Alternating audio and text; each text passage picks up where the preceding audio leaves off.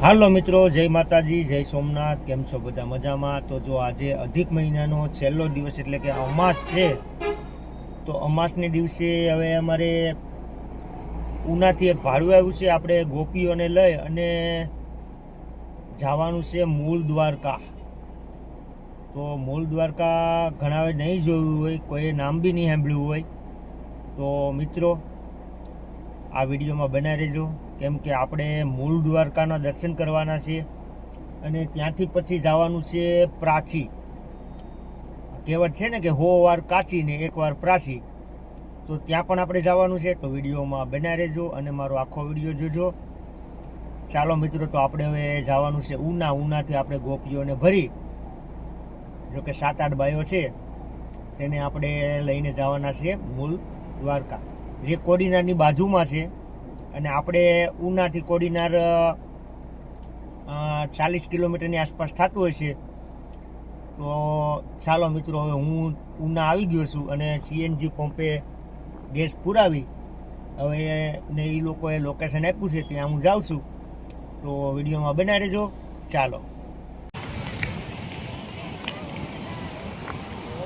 હાલો મિત્રો, જો આપણે આવી ગયા છે મૂળ દ્વારકા. તો મૂળ દ્વારકા આવ્યો તો મને મારા બાજુના ગામનો, જો કે મારો જૂનો મિત્ર મળી ગયો. તો અમે બે, એ પણ ગોપીઓને લઈને આવ્યો. તો જો અમે બે અહીંયા દરિયાકાંઠે રખડીએ ને ગોપીઓ તો જો દુનિયાની ગોપીઓ છે ને પાર્કિંગ જામ થઈ ગયું છે. તો મંદિરે તો આપણે પછી જઈએ, પહેલાં આપણે દરિયા કાંટો મારી અને પછી મંદિરે જઈએ. તો ચાલો મિત્રો.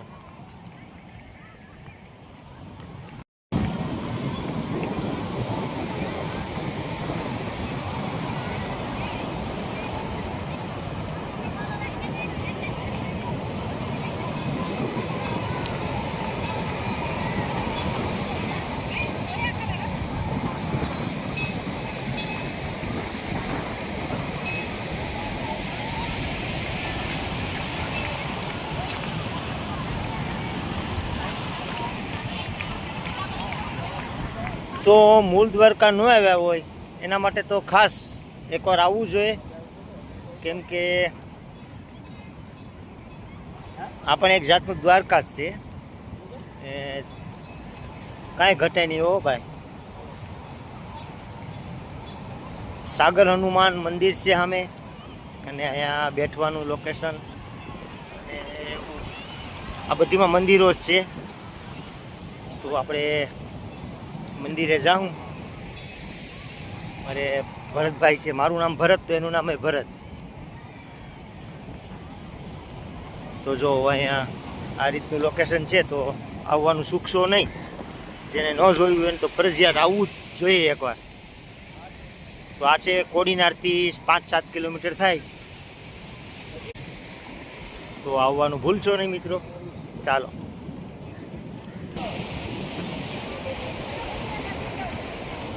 શીપ નહીં હોય,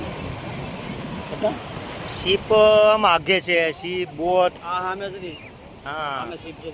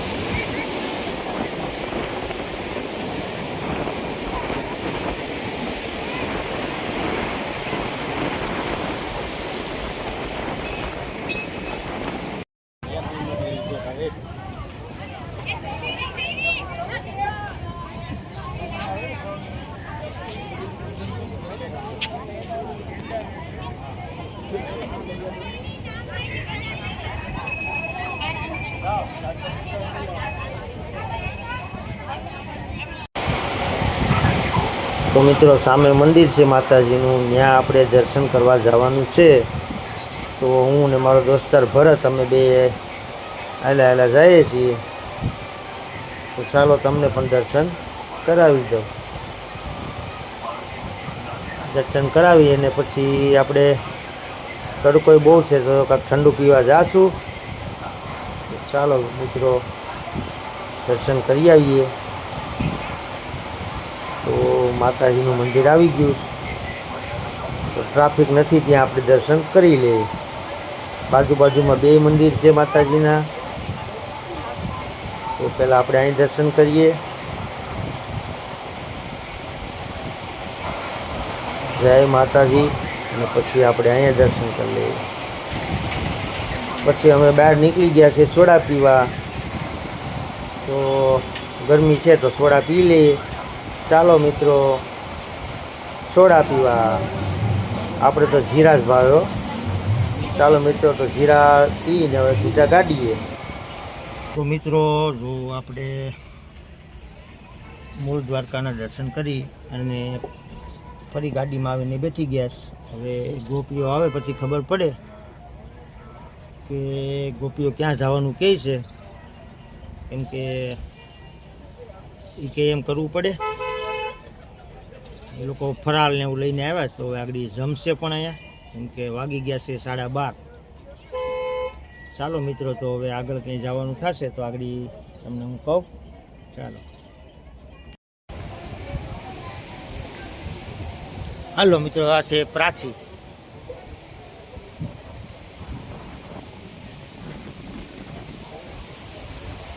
તો પ્રાચી માધવરાયનું મંદિર છે.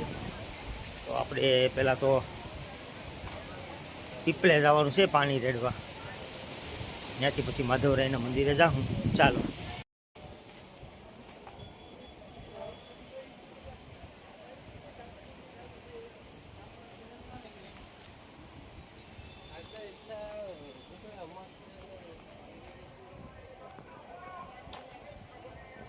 સો વાર કાચી ને 1 વાર પ્રાચી.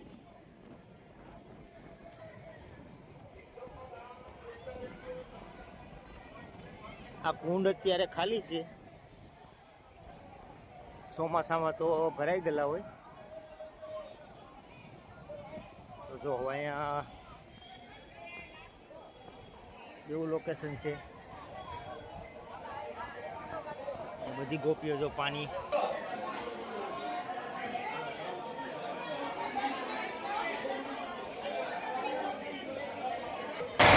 તો મિત્રો જો આ છે પીપળો, અને પીપળે બધા પિતૃને પાણી પાય છે.